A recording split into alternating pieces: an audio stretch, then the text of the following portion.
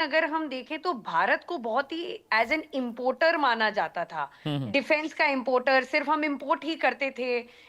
खरीदने के लिए ही माना जाता। तो आप फ्रांस की लाइन देखते थे, हर कोई भारत को अपने वेपन्स बेचना चाहता था। और करीब करीब जो हमारे एक्सपोर्ट्स थे, जो डिफेंस मिनिस्ट्री ऑफ डिफेंस का डेटा है, तो हम एक्सपोर्ट के नाम पर सिर्फ 600-700 करोड़ का ही एक्सपोर्ट करते थे। जो डिफेंस के इक्विपमेंट्स हम एक्सपोर्ट करते थे। अब हम देख रहे हैं पोस्ट 2014, मैं किसी गवर्नमेंट को ऐसे सपोर्ट नहीं करना चाहती हूँ, बट ये फैक्ट्स हैं जो आप सबके सामने हैं कि भारत एक मुकद्दर का सिकंदर बनते हुए आया है डिफेंस के मामले में। आप देखिए इस बार 62% इंक्रीज है भारत के डिफेंस एक्सपोर्ट में इस साल के फिस्कल ईयर में। आप देखिए 4.1 बिलियन डॉलर, जैसा कि सर ने भी बताया, 4.1 बिलियन डॉलर। तो आप देखिए कहाँ हम 600-700 करोड़ में थे प्री 2014 और कहाँ आज के टाइम में हम 4.1 बिलियन डॉलर का एक्सपोर्ट कर रहे हैं। राइट तो मैम। एक बहुत ह्यूज, हमने एक बहुत लंबा सफर तय किया है भारत ने, and we are very proud of our government. दूसरी बात जहां तक आती है, बात देखिए ईरान की, ये बिल्कुल क्लियर कट, चाहे वो वॉर ऑफ वर्ड्स हो, चाहे वो ऑन ग्राउंड वॉर हो, दोनों में हम देख रहे हैं कि ईरान कहीं भी आंखें झुका के बात नहीं कर रहा है मिर्जी जी। अभी एक रिपोर्ट में पढ़ रही थी जेरूसलम पोस्ट में, जो काफी विख्यात न्यूज़पेपर है इजराइल का, उसमें लिखते हैं कि 11.2 करीब करीब बिलियन डॉलर्स का लॉस हो चुका है आज के टाइम में डिफेंस इक्विपमेंट्स का, सिविल इंफ्रास्ट्रक्चर का इजराइल में। कहीं ना कहीं हम देख रहे हैं ये वही इजराइल है जिसके लेफ्टिनेंट जनरल, आईडीएफ के लेफ्टिनेंट जनरल आके बोलते हैं कि भाई हमारे पास रिजर्व खत्म हो गया है, हमारे पास ऑन फुट सोल्जर्स ही नहीं है। वहां पर हम अमेरिका को देख रहे हैं, कितने बिलियन डॉलर्स का लॉस आज के टाइम में अमेरिका को हो गया है, कितने महंगे इंटरसेप्टर्स अमेरिका खो गया है वर्सेस चीप मिसाइल्स।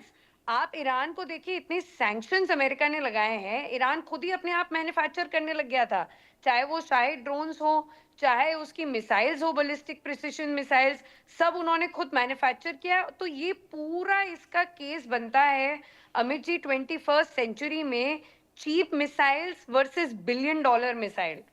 कहीं ना कहीं अब ये स्थिति आ चुकी है जहां चीप मिसाइल्स एक अपर एज देख रहे हैं हम। एक तरफ जहां क्लेम कर रहा था अमेरिका की, अच्छा हाँ हमने तो पूरी नेवी तबाह कर दी है, जी। हम सॉरी, यूएस क्लेम कर रहा था कि हमने ईरान की पूरी नेवी तबाह कर दी है।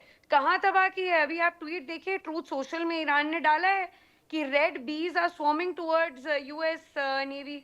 तो कहाँ यूएस के बड़े बड़े जो क्लेम्स करता है, हुँ। जो एक अपने आप को सुपर पावर दर्शाता है, पहले दिन आप एक कंट्री का सुप्रीम लीडर एलिमिनेट कर देते हैं। और आज भी ईरान आपसे आंख मिला के बात कर रहा है। ईरान बोल रहा है कि ठीक है, हम 5 साल के लिए सस्पेंड कर देंगे यूरेनियम एनरिचमेंट। कोई ऑफिशियल नहीं आया है, बट न्यूज रिसोर्सेज के माध्यम से पता चला है कि ईरान ये बातचीत कर रहा है कि ठीक है, हम 5 साल तक सस्पेंड करने के लिए तैयार हैं। हुँ। बट यूएस बोल रहा है नहीं, हम परमानेंट करना चाहेंगे। तो ईरान आंख मिलाकर बात कर रहा है।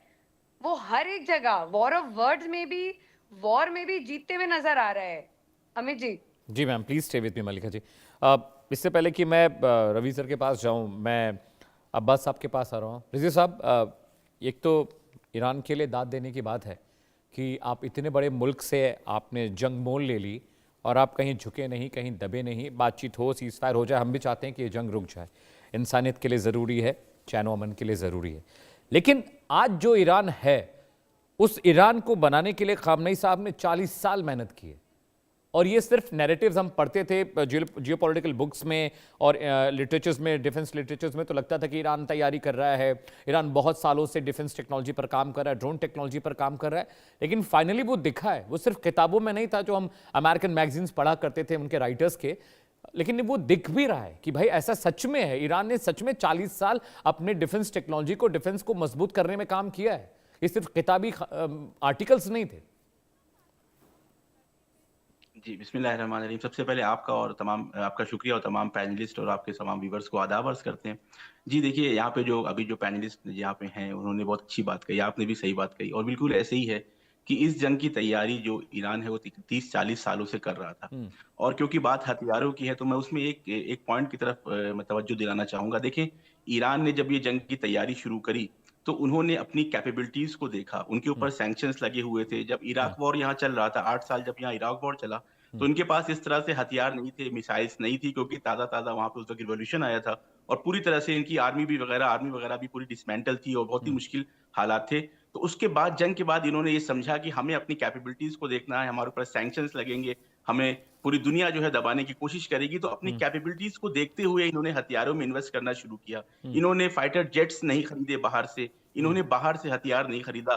वो बात अभी यहाँ पे जो सुधाकर जी ने कहा कि अपनी दाखिली जो इनके अंदर कैपेबिलिटीज़ थी, अपने खुद के नौजवानों के ऊपर भरोसा किया और एक मिसाइल प्रोग्राम शुरू किया कि उन मिसाइल्स प्रोग्राम्स के भरोसे आज यूएस जैसी बड़ी सुपर पावर, जिसका 1 ट्रिलियन से ज़्यादा डिफेंस बजट है, उस सुपर पावर को घुटने टेकने पे मजबूर कर दिया है। और ये पूरी दुनिया देख रही है, ना इन्होंने बाहर से मदद ली, ना इन्होंने बड़े-बड़े हथियार खरीदे, ना बड़े-बड़े रडार सिस्टम खरीदे, खुद के डेवलप किए हुए हथियारों पे। इससे ये भी समझ में आता है कि वो नैरेटिव जो इंटरनेशनल मीडिया में वेस्ट की तरफ से पिछले 40 सालों से चलाया गया कि मुल्ला रजीम है और यहाँ पे मजहबी लोग की कट्टरवादी लोग यहाँ पे हुकूमत करते हैं, यहाँ पढ़ाई-लिखाई का माहौल नहीं है। ये सारा नैरेटिव भी इस जंग ने खत्म कर दिया। इस जंग ने बताया कि यहाँ पे इल्म की कितनी अहमियत है। सारी बहस इस वक़्त दुनिया में अमेरिका क्या कर रहा है? असल मौज़ू हो गया है कि न्यूक्लियर एनरिचमेंट नहीं करना चाहिए। इससे ये समझ में आता है कि यहाँ के इंजीनियर्स, यहाँ के जो पढ़े-लिखे जवान हैं, उनके अंदर वो सलाहियत है कि वो अपने दम पे बिना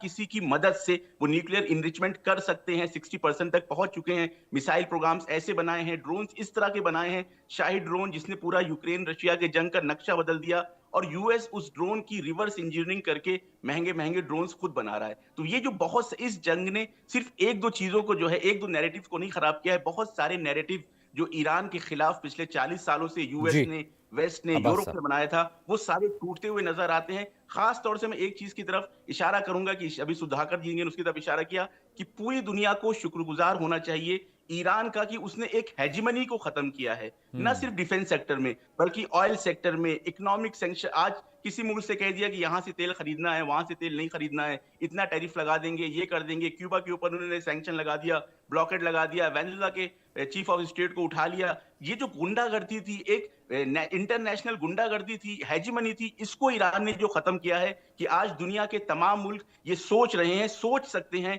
कि हम ट्रंप को, हम यूएस को भी आके ना बोल सकते हैं। यूरोप के ममालिक देखिए आज किस तरीके ट्रंप को एक के बाद एक, स्पेन, इटली, उसके बाद यूके, साउथ कोरिया, ऑस्ट्रेलिया, सब आके खुल के, कनाडा ने कह दिया कि हम अपना डिफेंस बजट जो 70% आपको देते थे वो हम यूएस को नहीं देंगे। ऑलराइट ये सर। सारा इस जंग के नतीजे का असर है। ठीक है, अब्बास ये साहब बहुत प्लीज स्टे बड़ा विथ एक मी। है ठीक है। पूरे दुनिया के ऊपर कि इस जंग से नतीजा जी, निकला है कि जी। यूएस की हेजमनी खत्म हुई है और वाकई ये बेहतर इंसानियत है के सर। लिए एक बहुत पॉइंट है। बेहतर है sir. Point taken. Ravi sir, you're the man of numbers. तो let's talk about numbers little. क्या दुनिया थर्ड वर्ल्ड वॉर के बजाय लो कॉस्ट वॉर की तरफ बढ़ रही है? पहला सवाल मेरा आपसे। And second question is that कि 37-40% market share international defence market में अमेरिका का है। आपको लगता है ये गिरेगा? और अगर ये गिरता है तो अमेरिकन इकोनॉमी के लिए एक बहुत बड़ा जॉल्ट है। रवि सर। देखिए, अमेरिका का शेयर अभी 45% है और आपने बहुत ही बढ़िया, first of all I want to compliment Amit, आपने बहुत ही बढ़िया एनालिसिस की है, क्योंकि Thank मैं you, जब sir. भी कोई भी युद्ध के बारे में बात करता हूँ, मैं हमेशा बोलता हूँ कि आप जो दुनिया की आर्म प्रोडक्शन जो इकोनॉमी है उसको समझिए, क्योंकि ये पूरा जो खेल है वो आर्म प्रोडक्शन, स्पेशली अमेरिका का वर्ल्ड वॉर 2 के बाद जो पूरा एक इंडस्ट्रियल, आपको याद है कि सारे जो इनके चाहे फोर्ड है, अदर है, they were all working towards arm production. तो बहुत ही बढ़िया सवाल, और मैम ने भी बहुत ही बढ़िया एनालिसिस किया और जो बताया है कि कैसे इंडिया का शेयर बढ़ा। मैंने आज से करीब 1 साल पहले जब ऑपरेशन सिंदूर हुआ था और आकाश तीर और ब्रह्मोस का जो बहुत बड़ा सक्सेस था, उससे सबसे ज्यादा परेशानी अमेरिका को हुई थी। और ये इसलिए हुई थी क्योंकि अमेरिका को दिख गया था कि low cost made in India production, जो हम लोग सोचते थे कि इंडिया जो इम्पोर्टर रहा है, अब वो इंडिया इम्पोर्टर जो है वो बदल के वो एक्सपोर्टर बन रहा है। और वो भी उस टेक्नोलॉजी का जो प्रिसिशन, जो मेजर जी ने जो बोला है, जनरल जी ने बोला है, प्रिसिशन से जो इंडिया ने हिट किया था विदाउट एनी सिविलियन कैजुअलिटी। और आपको पता है, चाहे वो अमेरिका के डिफेंस इक्विपमेंट था, चाहे वो चाइना का डिफेंस इक्विपमेंट था, चाहे वो टर्किश ड्रोन्स थे, वो तहस नहस हो गए थे। सिर्फ 4 दिन जो थी वॉर चली थी। तो उससे दुनिया को एक बहुत बड़ा सिग्नल मिल गया था कि वेस्टर्न हेजेमनी, जो सर ने बोला है कि वो जो है वो आर्म सिर्फ फ्रांस, रशिया, अमेरिका, चाहे स्वीडन, ये सिर्फ वो पुरानी जो है पुरानी टेक्नोलॉजी से जो काम कर रही थी, वो अब डिफरेंट हो गया है।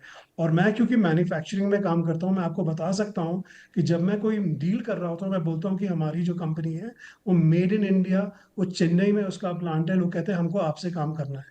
और एक बहुत बड़ी एक विडंबना आपको समझना पड़ेगा कि अमेरिका ने जो पूरा जो एक प्रॉमिस किया था पेट्रोल डॉलर का, कि हमारे टॉप नोच जो है हमारे आर्म्स एम्यूनेशंस हैं, आपको प्रोटेक्ट करेंगे, चाहे वो सऊदी है, चाहे वो यूएई है, चाहे वो दोहा है, और चाहे मस्कट, चाहे ओमान है। वो तो पूरा जो थ्योरी वो तहस नहस हो गया पिछले 45 दिन में।